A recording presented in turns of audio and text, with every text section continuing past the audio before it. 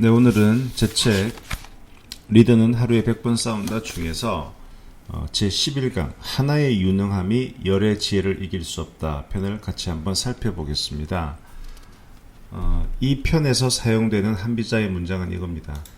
하급의 군주는 자기의 능력을 모두 사용하고 중급의 군주는 다른 사람의 힘을 모두 사용하며 상급의 군주는 다른 사람의 지혜를 모두 사용한다. 한비자 8경편.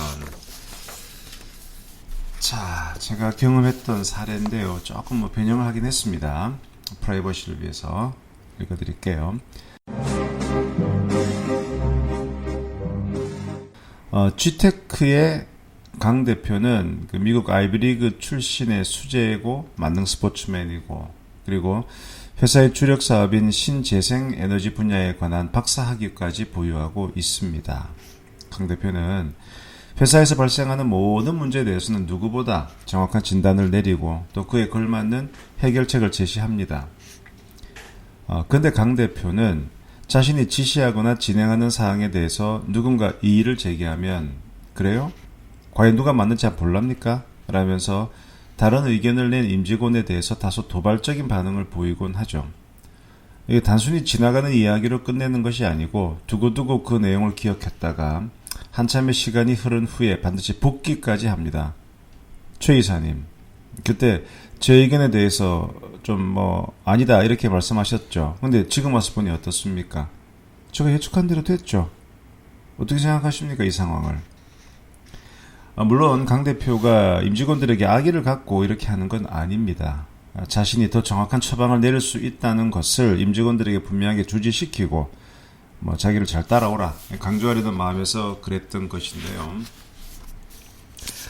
강 대표의 천재성은 언제나 빛을 발합니다. 그런데 강 대표의 천재성이 빛을 발하는 만큼 임직원들은 자신의 의견을 제시하지 않으려는 습관이 몸에 배었습니다.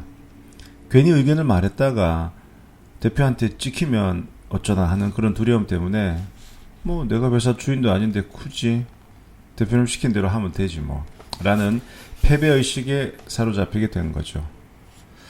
모든 면에서 뛰어난 대표가 자신의 의견에 이견을 하는 사람이 있으면 이를 기억했다가 나중에 되새김질하고 또 확인 사살까지 해대니까 아무리 우수한 인재라 한들 배견할 수가 있겠습니까?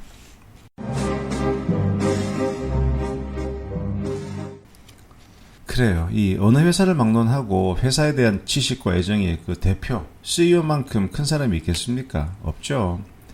아무리 뛰어난 참모들이 있다 하더라도 대표 본인만큼 치열하게 고민했을 리가 없습니다. 그런데 그 대표가, CEO가 능력까지 출중하다면 적어도 그 조직에서는 그 대표를 따라올 자가 없습니다. 근데 문제는 그 다음이에요. 열정, 애정, 실력까지 최고인 대표가 자신의 재주를 펼치면서 신나게 원맨쇼를 할 것인가, 아니면 때로는 힘들더라도 조직원들의 능력을 끌어올리는 과정을 통해서 여러 사람이 힘을 모으려 노력해야 하는가, 이 어려운 문제죠. 이에 대해서 한비자는 양권편에서 위에 있는 군주가 장기를 부리기 시작하면 모든 일이 균형을 잃고 법도에 맞지 않게 된다고 경고하면서 다음과 같이 설명합니다. 군주가 자기 자랑이 심하고 자신의 능력을 발휘하길 좋아하면 아랫사람에게 속임을 당하기 쉽다. 말재주가 좋고 영리하며 재능을 드러내기 좋아하면 아랫사람의 빌부터 일을 꾸미려고 한다. 위에 있는 군주와 아래에 있는 신하가 서로 할 일을 바꾸면 그 때문에 나라는 잘 다스려지지 않는다. 이 말인 즉슨 리더는 조직원들의 역량을 잘 가늠해서 그 역량이 최대한 발휘될 수 있도록 더 많은 노력을 기울여야지 자신의 재능을 찬란하게 밝히는 데 집중해서는 안 된다는 거죠. 그렇게 되면 아랫사람들이 자신의 의견을 말하지 않고 그저 시키는 대로만 일하면서 윗사람에게 빌붙거나 속임수를 쓰려고 해서 일을 해도 성과를 낼 수 없다는 겁니다. 한비자의 이 말을 또 가만히 생각해보면 이 대표, CEO는 영화를 연출하는 감독이지 영화의 주인공이 아닙니다. 감독은 영화에 안 나와요. 또한 오케스트라의 지휘자이지 화려한 독주자가 아닙니다. 특히 아까 사례에서 본 G테크의 강 대표처럼 유능하고 똑똑한 리더일수록 이 점을 명심해야 됩니다.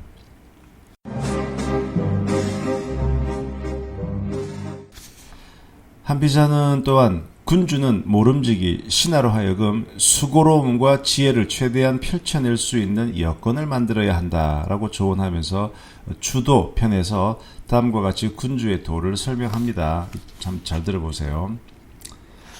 현명한 군주는 지혜로운 자들로 하여금 생각을 자아내게 하고 그에 따라 일을 결정한다. 그러므로 군주는 지혜에 궁하지 않게 된다. 또 군주는 현명한 자들로 하여금 재능을 발휘하도록 하고 그에 따라 임용을 한다. 그러므로 군주는 재능에 궁하지 않게 된다. 신하가 일을 잘해서 공을 세우면 군주의 공덕이 되고 일을 못해 실패하면 신하가 자기 책임으로 벌을 받게 된다. 그러므로 군주의 명예는 좀처럼 손상될 까닭이 없다. 이렇게 함으로써 군주는 현명하지 않더라도 현명한 자들의 지도자가 될 수 있고 지혜가 없더라도 지혜로운 자들의 통솔자가 될 수 있다. 신하는 힘써 일하고 군주는 그 성취를 취하는 것. 이것이 현명한 군주가 지켜야 할 규범이다.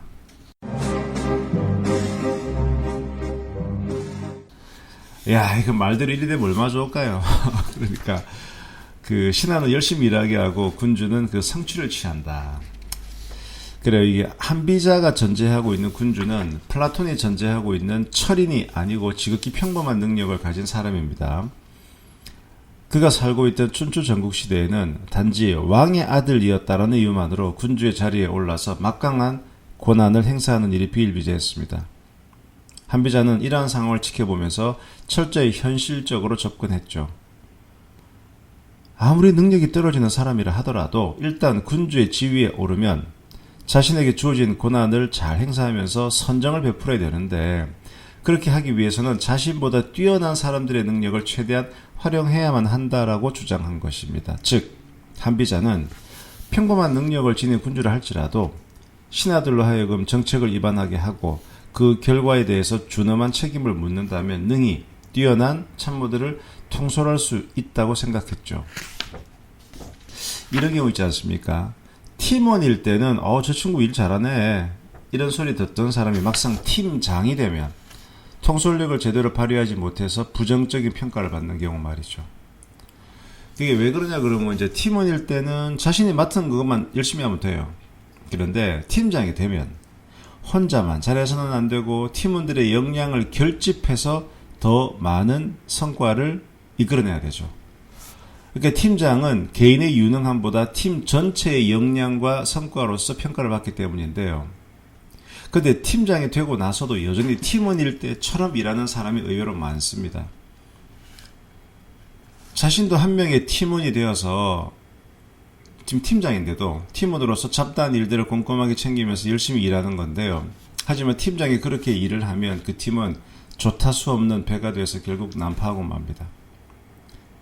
리더가 발휘하고 리더가 결정하고 리더가 일을 주도적으로 추진한다면 그 일의 성패에 대한 모든 공과 책임은 리더에게 귀속될 수밖에 없습니다.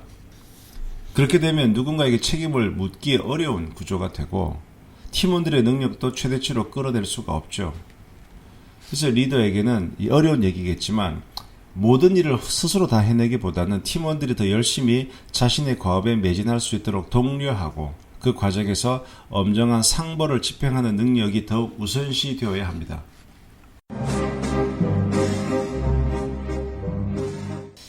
이 한비자 책에 보면은 군주의 규범으로서 무비 그 노자 도덕경에 나오는 그 무비, 즉 하지 않음을 강조하는 내용이 반복해서 나옵니다. 여기 참 재밌는데요. 한비자와 이 노자 도덕경은 많이 연결이 되어 있어요. 우리가 보통 생각할 때 한비자는 뭔가 전제의 군주 다 때려잡는 그런 무서운 왕, 그런데 노자는 무위 아무것도 하지 말고 뭐 이렇게 있는 듯 없는 듯 해라. 이 두 개가 관련이 있나? 그런데 한비자에는 뭐 해로, 즉 노자를 해석한다 이런 편도 있고 말이죠. 유로 노자를 비유한다. 즉 노자의 사상을 해석하고 비유했던 사람이 한비자고요. 이게 두 사상이 서로 연관이 되어 있어요. 그래서 일단 요건 또 다음 기회에 좀 설명을 드릴 텐데요. 이렇게 하여튼 한비자에서는 군주가 갖추어야 될 규범 중에 무위, 즉 하지 않음을 강조하고 있는데요. 이는 군주는 위에 있고 신하는 아래에 있으면서 아래에서 일을 하는 사람은 군주가 아니라 신하여야 한다는 점을 강조한 건데요. 그래서 자신이 나서지 않고 신하를 잘 통솔함으로써 일이 되게 만든 리더십의 대표주자로 보통 중국에서는 초나라 항우와의 대결에서 이기고 한나라를 세운 유방을 많이 거론하죠. 항우는 그 자체가 되게 뛰어나죠. 능력도 뛰어나고 집안도 명문가고 이런 발군의 능력을 갖고 있었지만 부하의 의견에 귀를 기울이려 하지 않고 자신의 능력만 믿었기 때문에 결국 자기보다 능력이 뒤떨어진 유방에게 패하고 말았죠. 정말 항우가 유방에게 진 것은 정말 미스테리였죠. 자, 다음은 사마천 사기 고조 본기의 한 대목입니다. 고조가 유방이니까 유방에 관한 그 챕터의 한 대목인데요.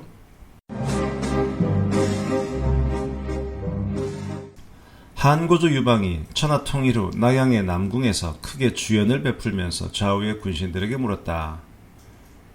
이 자리에 모인 제후 장군들은 어찌하여 내가 천하를 차지했으며 또 어찌하여 항우가 천하를 잃었는가를 말해보라.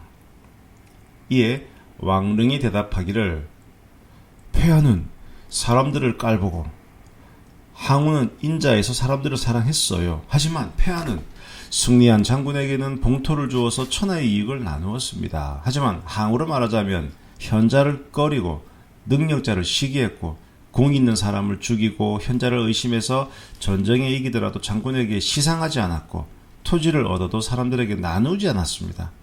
항우가 천하를 잃은 이유는 바로 그겁니다. 그러니까 항우는 너무 쫌팽이처럼 안 나눠줬다. 그런데 우리 고조 유방께서는 잘 나눠줬다. 뭐 이 얘기를 왕릉이 했죠. 자, 그러자 한 고조 유방이 말했다. 공은 아직 하나만 알고 둘은 모르는구만. 본시 중앙에서 정략을 꾸미고 승리를 천리 바깥에서 겨루는 전략을 짜는 데 있어서 나는 장량보다 못하다. 또 국가를 다스리고 국민을 살펴서 전선에 양식을 공급하는 군수 조달에 있어서는 나는 소아보다 못하다. 그리고 100만의 대군을 배치하여 싸우면 반드시 이기고 공격하면 반드시 점령하는 군사 지휘 능력에 있어서 나는 한신보다 못하다. 이 세 사람, 즉 장량, 소화, 한신은 모두 뛰어난 인재들인데 나는 그들을 잘 쓸 수 있었다. 내가 천하를 장악한 이유다. 반면 항우한 볼까? 항우는 그 뛰어난 한 사람인 그 범증이라는 인재가 있었지만 그나마 활용하지 못했다.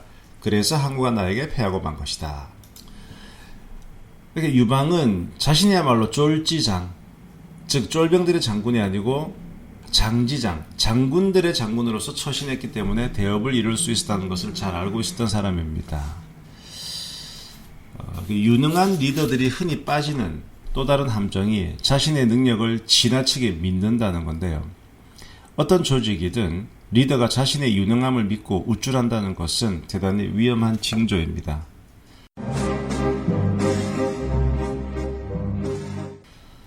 병법서인 오자병법, 손자병법 말고 오자병법, 오기가 쓴 게 오자병법이거든요. 그 오자병법의 도국 편에 소개된 이야기 이런 게 있어요. 위나라의 무후, 위나라의 유명한 왕인데요. 위나라의 무후가 신하들과 더불어 작전회의를 가졌는데 군신 중에 누구도 즉 무후, 왕을 따르지 못했다. 그러니까 왕이 최고였다는 얘기죠. 퇴출할 때 무후는 뿌듯함과 자신만만한 표정을 보였다. 그러자 참모인 오자가 이렇게 조언했다. 바로 그 오자병법을 쓴 오자가 왕이시여. 옛날에 초나라의 장왕이 작전회의를 열었는데 모두 왕에 미치지 못했습니다. 그러니까 왕이 최고 똑똑했습니다. 그러자 장왕은 회의를 끝내면서 수심에 잠겼습니다. 신하인 신공이 왜 걱정하십니까? 라고 묻자 장왕은 이렇게 말했습니다. 어떤 시댁은 성인이 있고 어떤 나라는 현자는 있기 마련이라고 한다. 성인을 스승으로 모시면 왕이 되고 현자를 벗으로 삼으면 패자가 된다고 들었다. 그런데 지금 과인이 내가 생각할 때 나는 좀 별로 신통치 않은데도 이 신하들이 나보다 못하니 초나라의 앞날은 얼마나 위태롭겠는가. 왕이시여, 초나라의 장왕은 그렇게 걱정을 했습니다. 그런데 주군께서는, 위나라 무후 당신께서는 오히려 당신의 제일 똑똑하다는 그 점을 도리어 기뻐하고 계시니 제가 근심하지 않을 수가 없습니다. 그러니까 위나라 무후는 자신의 신하들을 앞선 것을 기뻐했지만 초나라 장왕은 군신들이 자신보다 못함을 걱정한 거죠. 누가 더 사례가 깊은 군주겠습니까? 다행히 위나라 무후는 참모인 오자의 조언을 듣고 자신의 잘못을 깨우쳤다고 합니다. 초나라 장왕이 걱정했듯이 리더가 홀로 앞서가는 조직은 곧 무너질 수밖에 없습니다. 리더는 자신이 가장 이 조직에서 뛰어나다고 인식하는 순간 조직에 위기가 도래하고 있음을 절실히 깨달아야만 됩니다. 마키아벨리는 군주론에서 다음과 같이 이야기한 바 있습니다. 어떤 군주가 얼마나 똑똑한지 알고 싶다면 먼저 그 군주의 측근을 보면 된다. 측근이 유능하고 성실하면 그 군주가 총명하다고 평가해도 틀림없다. 군주가 그들의 실력을 알아내는 사람이며 그들로 하여금 충성을 다하도록 유도하는 사람이기 때문이다. 그러나 만약 그 측근들이 무능하다면 군주에 대해 좋은 평가를 할 수 없다. 그 군주는 인선에서, 즉 사람을 뽑는 인선에서 벌써 과오를 범했기 때문이다.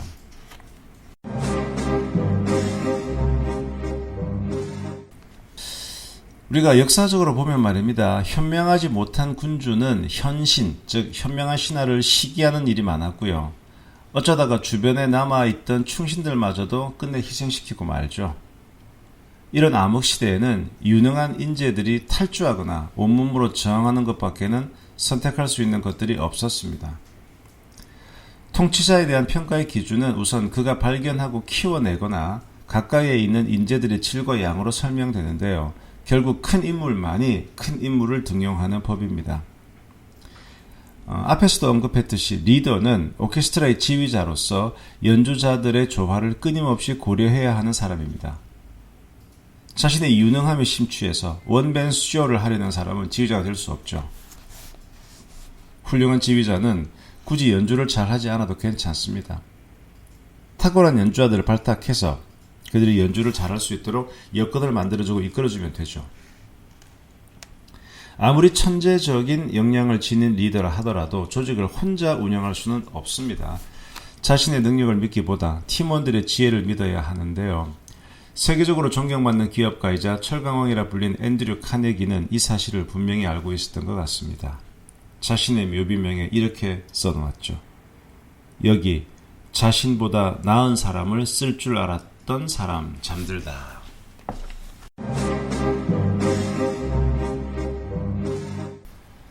자, 오늘 드렸던 이 말씀은 사실 좀 작은 기업들의 CEO들이 항상 갖고 있는 고민과 문제점이기도 하죠.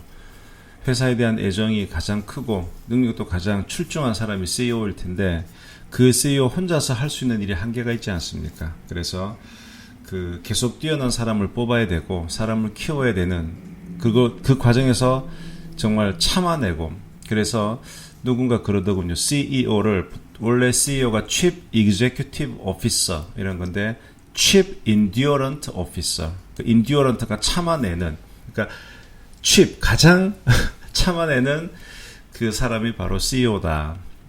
바로 이런 점에서 CEO에 또 어려움이 있지 않나 생각이 듭니다. 지금까지 리더는 하루에 100번 싸운다의 저자 기업분쟁연구소 조우성 변호사였습니다. 감사합니다.